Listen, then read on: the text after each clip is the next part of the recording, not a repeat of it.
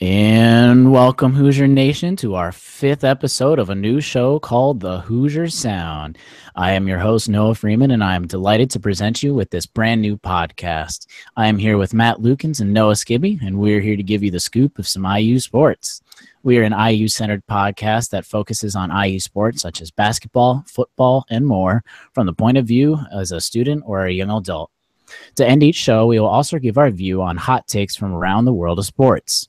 We'll be going live every Tuesday evening at 7:30 p.m., but if you miss us live, you can subscribe to various networks so you can listen on your own time. We are now on iTunes, which is called Apple Podcast, Google Play, Stitcher, and our live stream will be posted on our YouTube page after each recording. All you have to do is search for The Hoosier Sound wherever you listen to podcasts and just hit subscribe. Click that box in the right-hand corner. All the videos will then pop up for you when they are published. It's really simple, really easy, and it would mean a lot to us if you guys just hit that subscribe button. A little over a week ago, we published a special segment episode about the recent NCAA scandal. You can find that on iTunes, Google Play, Stitcher, and YouTube. Make sure you subscribe so you can listen to all those special episodes that we put up. Social media is also big for us, and we post updates for you guys in Facebook and Twitter. Make sure you give us a like and a follow, as well as subscribe in our YouTube account. All the information is in the description below. Lastly, you can check out our website, thehoosiersound.wordpress.com, to find all of our information in one place.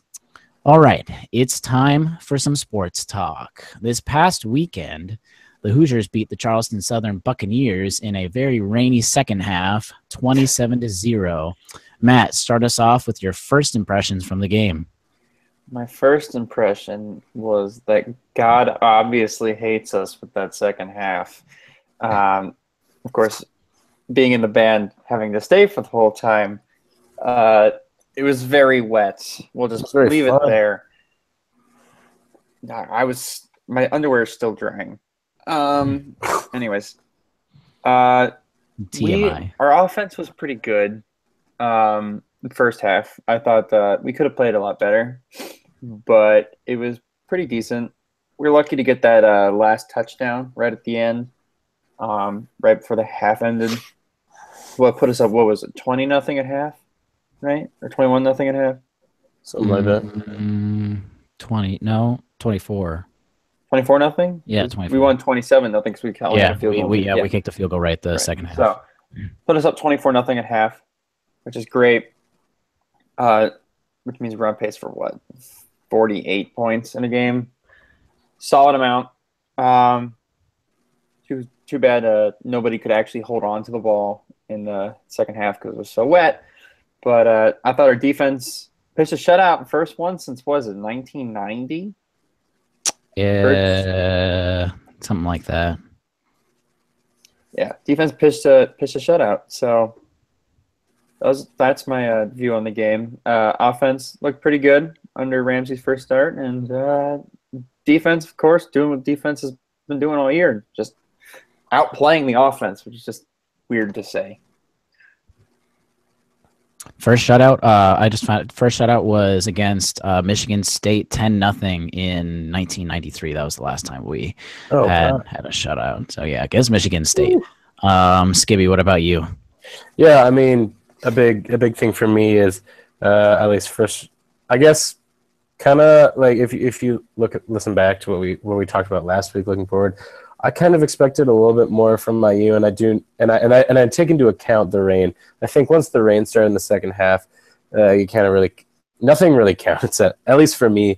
If they don't score another 20 points, you can't expect them to keep scoring points and that bad of weather. So that for me, that's kind of all out the window. What I was a little unimpressed with was kind of the first half. I feel like we just came out very lethargic against a team that I thought we should have put away a lot sooner than we did.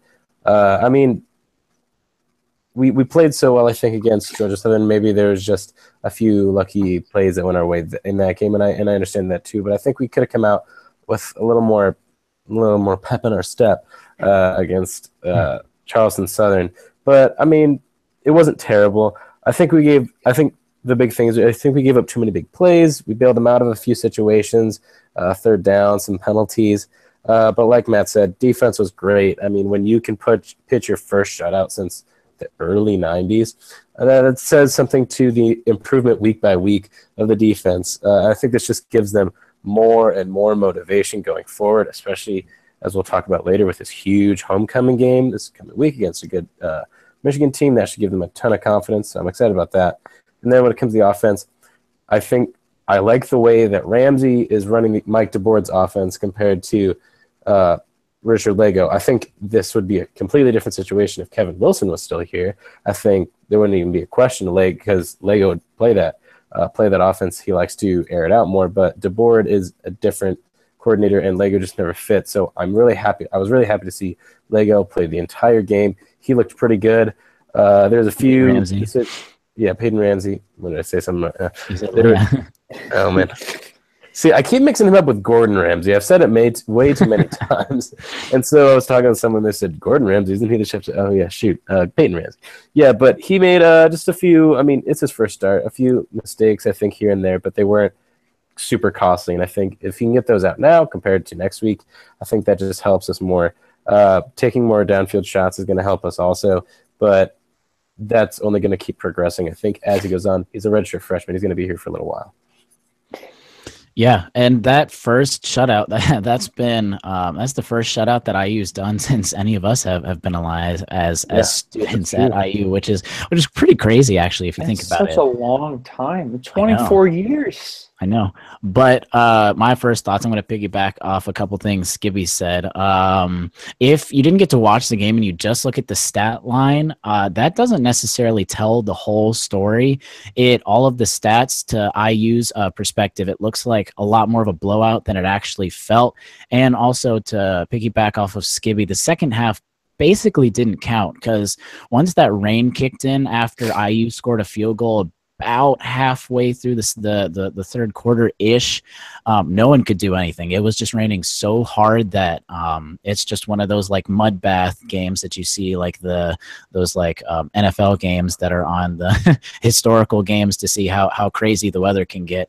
But it was just literally the entire both teams just running out the game clock because the second half actually went by pretty quickly in times. But I was also surprised that Lego didn't get any reps at all. I was thinking that they were still going to go to that two quarterback system but just have Ramsey start the game and then have Lego. We even talked about that last week, how it would be nice to see Lego coming in off the bench, but I guess Tom Allen and everyone had a different idea, and it went pretty well, which leads me into the positives that I had from this game was Peyton Ramsey.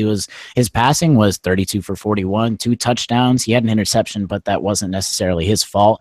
He rushed for 54 yards and had a rushing touchdown, which he was the leading rusher. That's really cool for basically his first full game. Yes, it was against not the best of teams, but that's pretty good for a first game. And the play that stood out to me the most from Peyton Ramsey was that goal line play where we fumbled the ball and he saw it and he recovered it for a touchdown. A lot of QBs, after they hand the ball off to a running back, will just kind of, they'll carry out their fake, but they're done. They've checked out unless they're an experienced quarterback. They're done. They're checked out. And Peyton Ramsey didn't check out. He looked. He was making sure the play was finishing, and he got a touchdown. Otherwise, I think there was no one around, no IU guys that would have seen the ball, and that would have been a turnover. That would have been a costly turnover too, and it would have been a much different story.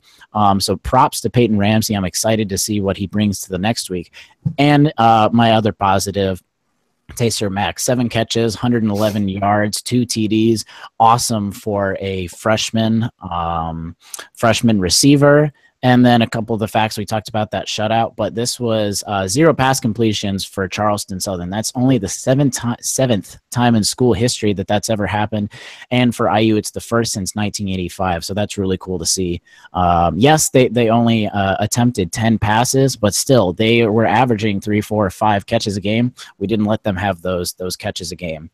But there were some negatives, like we talked about. It wasn't necessarily the greatest game for IU. We had a lot of turnovers. There was a weird play, but to have 3 turnovers against CSU where they had 0 turnovers, that isn't great, especially to a defense that is not very good at all. And it's a little scary that Ramsey was the leading rusher, and with only 54 yards. I hope that the running game can still turn around. Right now, it looks like the running game's kind of up and down, and the defense struggled a little bit against an FCS team. Like Skibby mentioned, we gave up a few big plays.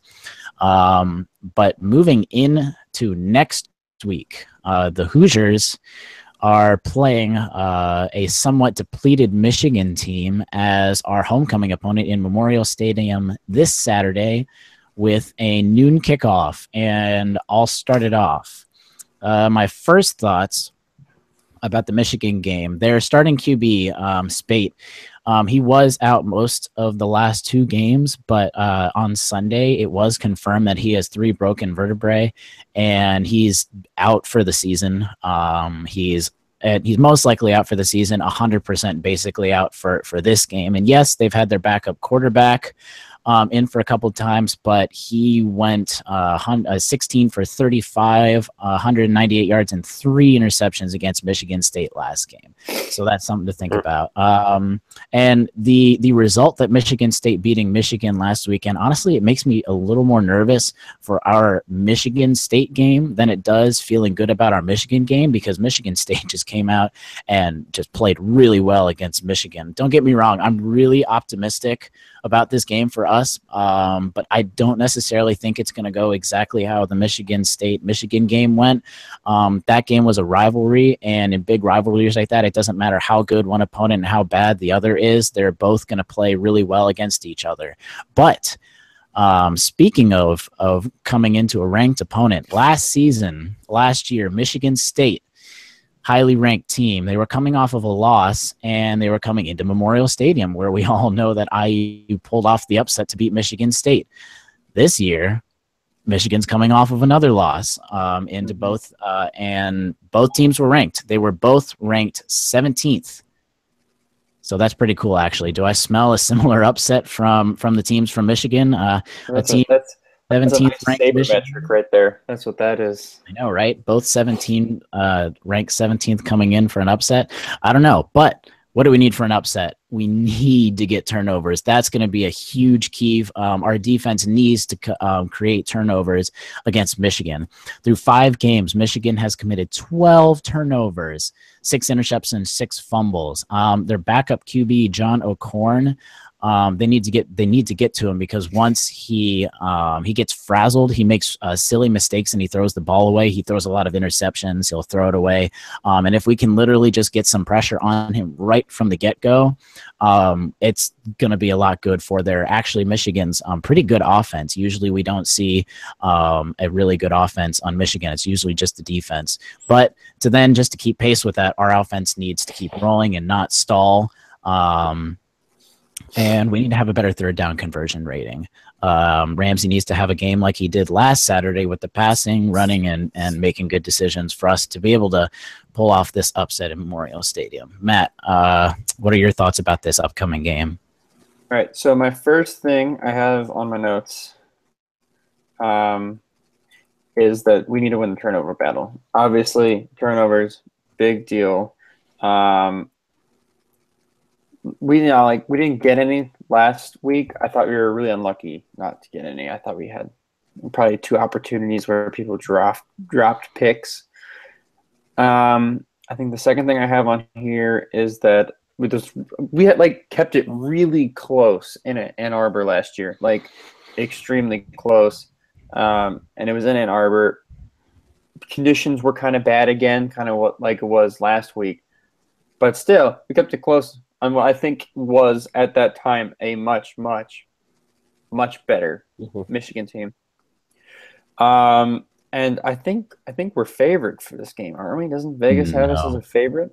No, they have Michigan as a 7-point favorite, but still 7 points for against IU. That's pretty close. 1-point favorite, actually. Oh no, they might have updated it since you last looked. I checked; it was a 7-point favorite for Michigan. I don't know. It's all over the place, but 7 points is nothing. It'll change by tomorrow. It'll change by Saturday too. Yeah, absolutely. But at one point, I saw we were favored by 1 point, which was like, what? And then Ramsey should be good against their defense because he's more of a possession quarterback. I wouldn't call him a game manager, but I wouldn't be against calling him a game manager to the point where he not like I saw last game, he missed on a couple deep throws, but he's very accurate in the short range. And I think against a pretty fast defense that is Michigan, they're going to be able to catch up to our receivers if we throw it deep and contest. And I don't think Ramsey's the best at throwing the deep ball. That's why Lego's job. Yeah, that's why I think we're going to definitely see Lego this game, which scares me a little bit. But in the short range, our guys get one step on a guy. You throw the ball really quick to him within 5 yards and just let our guy run. I'm looking at you, Simi Cobbs.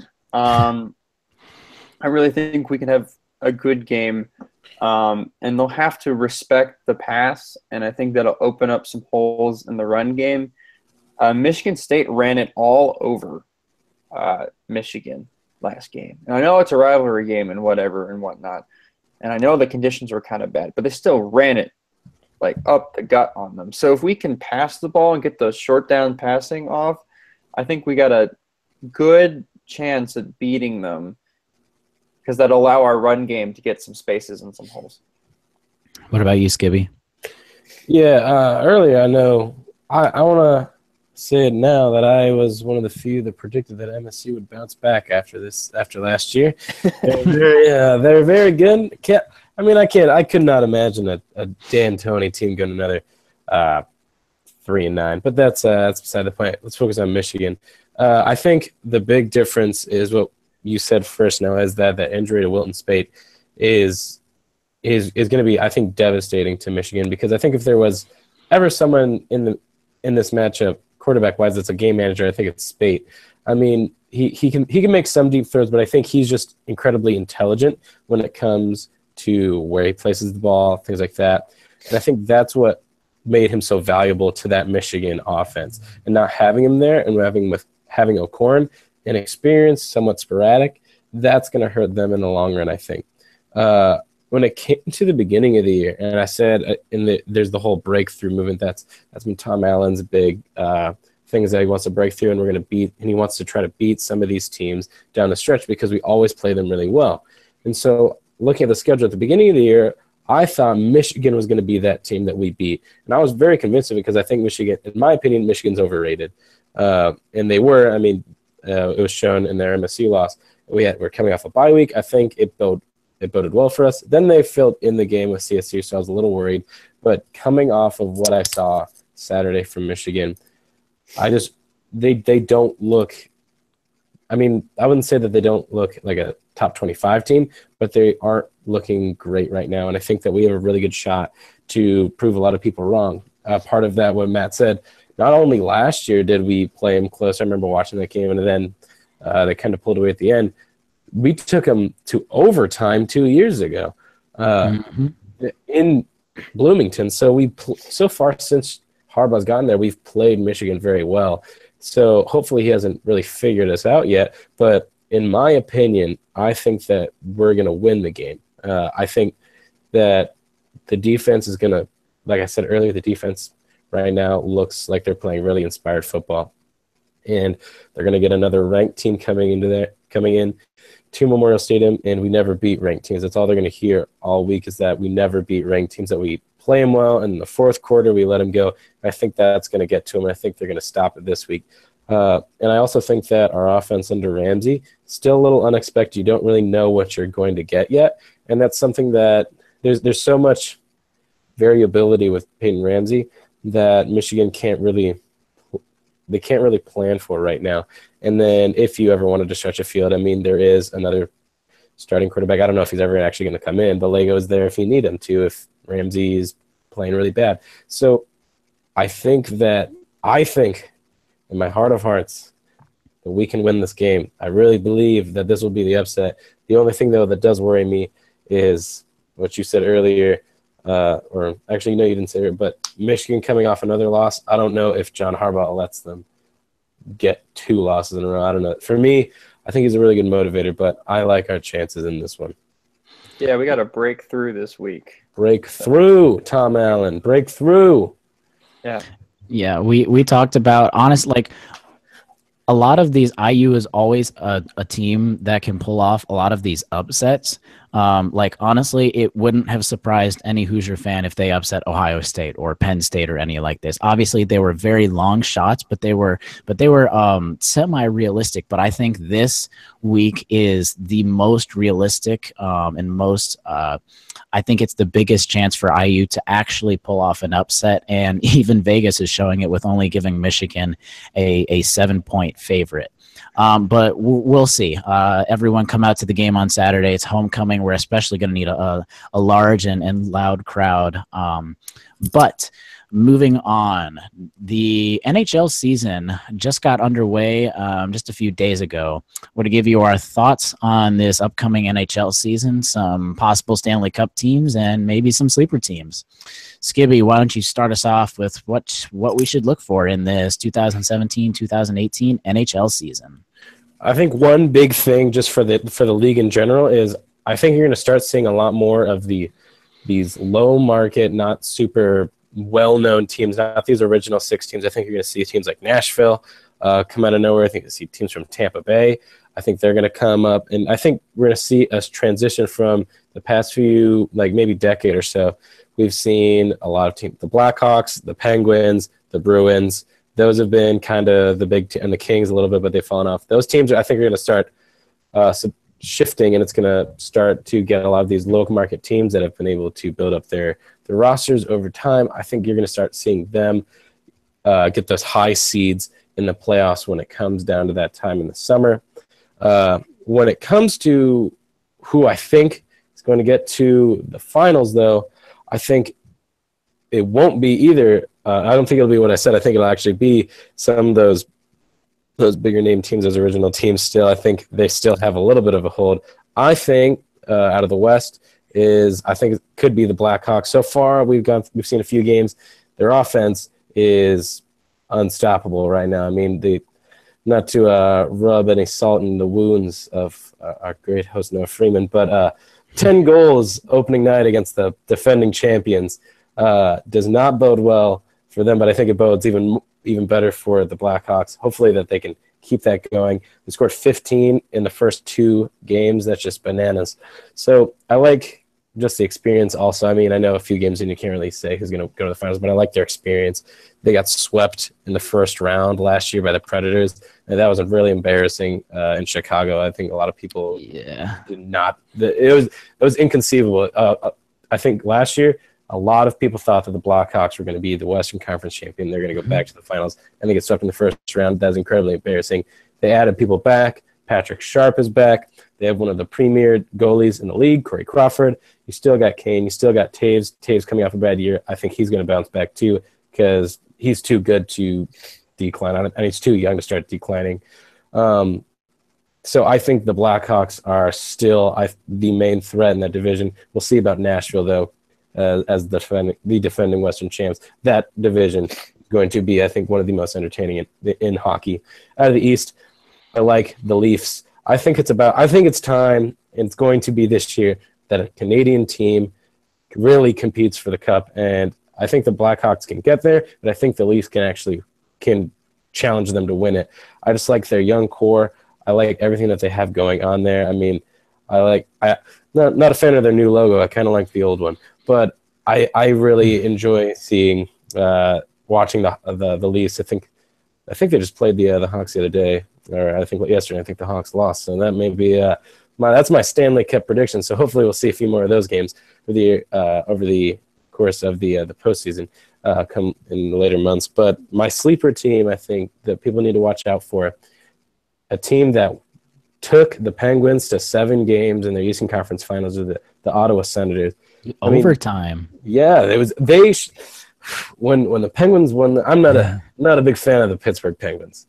I was rooting so hard. Also because I'm a fan of underdogs. I mean, nobody thought that the Senators were going to get past the first round. I think they had to beat the Bruins. And I think nobody thought they were going to get past there. And so when they nearly made the finals, Nashville versus Ottawa, that would have been so cool for me. But they didn't get there. So I think this year, people need to watch out because they've shown that they can hang with the best of the NHL. They've beaten a blue blood, one of the original 6 teams, and they took the now 2-time defending champs to 7 games, almost prevented a repeat. So we'll see what happens in Ottawa this year. I'm excited for the NHL season. I mean, as the MLB wraps up, I love getting the NHL and the NBA going. That's just it's a great cycle. I'm super excited for it. Yeah, as a lot of people say, October is the best month in sports because all four leagues are going on at the same time. Yeah, but all 5. Don't forget about soccer. What is that sport? I don't know. To clarify, also, all of these picks are quote unquote way too early picks just because we've seen a couple. The Blackhawks could easily lose the rest of their games. I mean, yeah, all the teams. But yeah, these just are way too early picks to see what we think coming into the season. First, just overall stuff about the NHL season. I think it's going to be a really interesting season. The main reason is the NHL now has a new team, the Las Vegas Knights. First of all, to everyone in Las Vegas, our thoughts and prayers go out to anyone and everyone around that in that area. But with sports, I think it's going to be interesting to see how a team in Vegas is going to start all of that betting and everything for having a team finally homed in Vegas. I'm not sure, and it's way too early to tell how all that's going to happen, but there's a reason that all the professional leagues have stayed away from Vegas as to put a team there, but we'll see. It'll be interesting just having a brand new team in there, and I'm excited to see where that goes. And before I give a couple picks, shout out to Alex Ovechkin, shout out to Ovi for being the first player in 100 years to open the season with back-to-back hat tricks. The last guy to do that, there were 3 of them, and actually did that in 1917. That's 100 years. It's almost like the Cubs winning the World Series last. So like that's a congrats to him. That's a pretty hard task. That's an accomplishment, but he can't score in playoffs, so we'll see how that goes. Yeah. Well, all right. I want to start with my pick in the West. I'm going to go with the Edmonton Oilers. Like Skibby said, this is the year that I think some Canadian team really is going to get to that Stanley Cup. They're just coming out and they're getting really hot and they're starting to get experience. My main reason is Connor McDavid. He is for real. Everyone was thinking of, oh, this guy's just kind of like a new hot shot last year.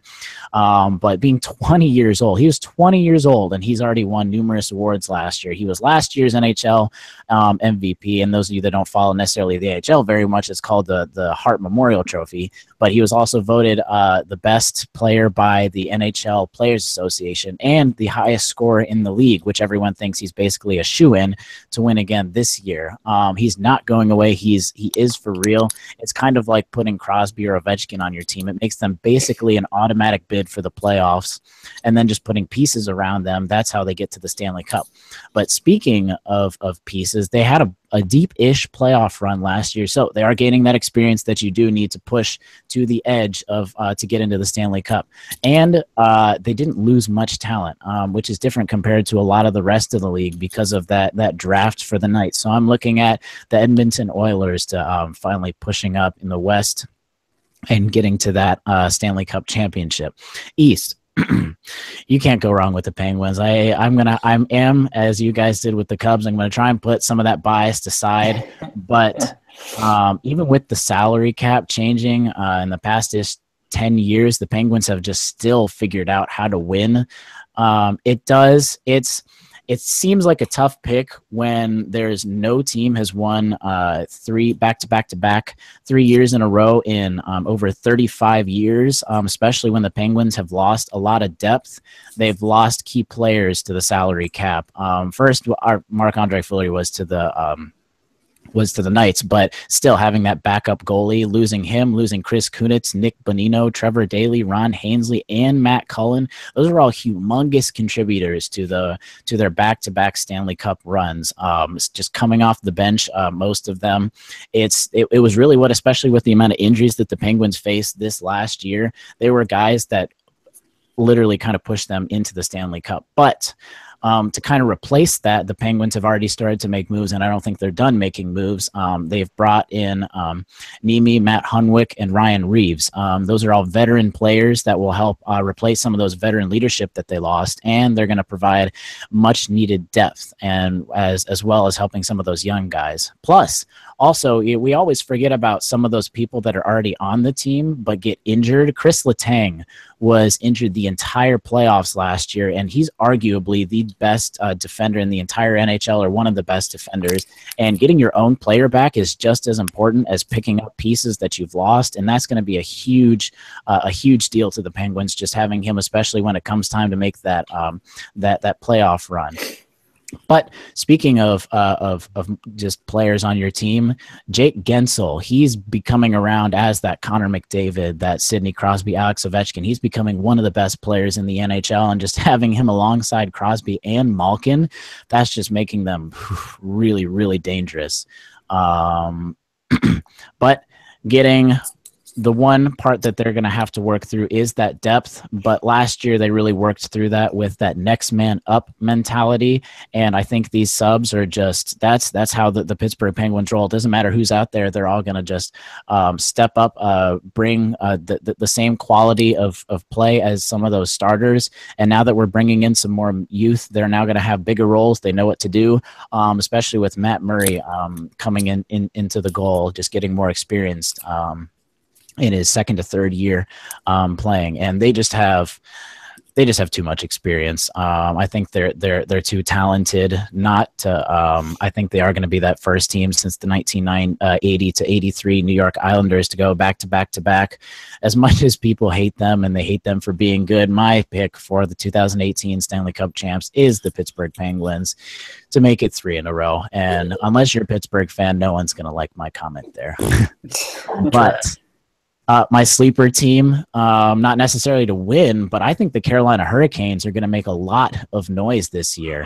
They're going to be, it's the year for the Canes to not the Miami Hurricanes, but the Canes to return to playoff glory. Last year, they were on the brink of making the playoffs, and they basically had almost all the pieces, and they just needed one or two more just to make that push through into the playoffs. And during that offseason, they did exactly that. They added some much needed goalie depth, and just a starter. They added a goalie, which was their biggest weakness, in Scott Darling. He made a name for himself in Chicago with a .923 save percentage through 75 games as a backup for the Blackhawks. I'm pretty sure Skibby could probably, as a Blackhawks fan, give you a lot of good things to say about him. So he's coming into the Canes. That's going to be much helped for them. But they already had a stacked defense, and now they're adding people like Trevor Van. I don't want to. Riemsdyk. Yeah, Van Riemsdyk. Also from the Hawks. Exactly. So, and they were already good defense. Adding that, Darling might actually not have to do much because their defense is actually going to be that good.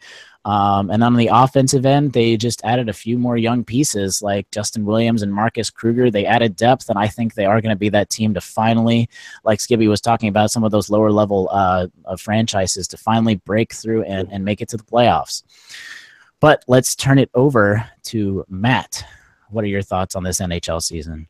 All right. Well, I'm going to get my bias out of the way. I am a Philadelphia Flyers fan, so I don't like either of your opinions at all. But anyway, I'm going to keep mine. Okay, they're not going to beat either of those teams, though. That's true. Yeah. I'm going to keep mine short and sweet. So in the East, I think there's a clear winner. I think it's going to be the Toronto Maple Leafs. I don't think it's a clear winner, but I think they're going to be a clear winner. I think Austin Matthews is not only just a bright upcoming talent, I think he might be up there challenging Connor McDavid for maybe the face of the league for the next 10, 15 years. So I think he'll and his Toronto Maple Leafs will win the East. I don't even not clear winner, but in my mind, the Tampa Bay Lightning too, who I think is going to make some names. Right. But I still think it's the Leafs. All right, I'm gonna leave it there. And then in the West, I think not only because they've had a hot start, because I think they were really good last year. I think the St. Louis Blues are going to win the West. They're a small market team, and I really like Tarasenko and Allen. I know Allen, the goalie, has been pretty good over the past couple of years, and I think he'll probably have another good year this year. And that team can score. So I think both teams, both the Maple Leafs and the Blues, both score a lot of goals. So I'm just going to go with the fun teams to watch. Hopefully we'll get a high-scoring Stanley Cup. Who wins? I have no idea. But those are my two picks for the Stanley Cup.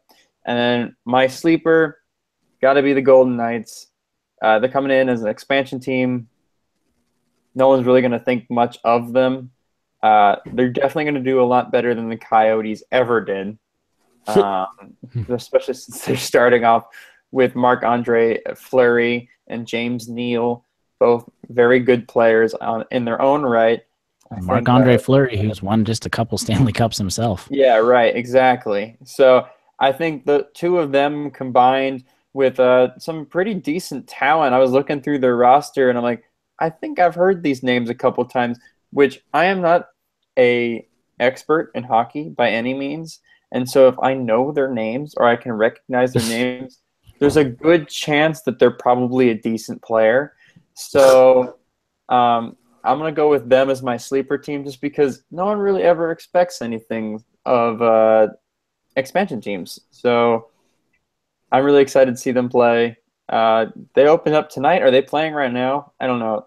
Are they playing later? But I think the first game in Las Vegas is tonight, and I'm excited to see them play. It's because you've heard of them because they were on the Pittsburgh Penguins most of the time. But all that aside, I think it is going to be like a really interesting and a really cool NHL season because unlike the NBA, the NFL to a certain extent, there are so many good teams that the playing field is just a lot more leveled, and you can't really say that any of these teams are a shoe-in to win the Stanley Cup. There could say 8 or 9 teams really have an actual chance to win the Stanley Cup, and I think that's really intriguing because you can't just follow one team like the Golden State Warriors to the very end and just say, "Oh, no, we knew they were going to win." But we got to save that prediction for next week because I got a hot take. So you guys better tune in next week on the NBA discussion that'll be next week. But that about wraps it up for our 5th show of the Hoosier Sound. Thank you guys so much for joining us, and please feel free to add suggestions in the comment section or contact us through our website. A reminder to follow us on Twitter at The Hoosier Sound, like our Facebook page, as well as subscribe to us on YouTube. Subscribe on either Apple Podcasts, Google Play, or Stitcher, and leave us a review. All of the links are in the description below. Visit us at our website, thehoosiersound.wordpress.com, to find all of our information regarding our podcasts, and stay tuned for updates through social media. We want to start doing segments by taking your questions as the audience, and we've said it before, but we really do. Be that first guy to comment, chat, send us a message, and we'll get you on air next week. But thank you for listening, Hoosier Nation, and we'll see you next time.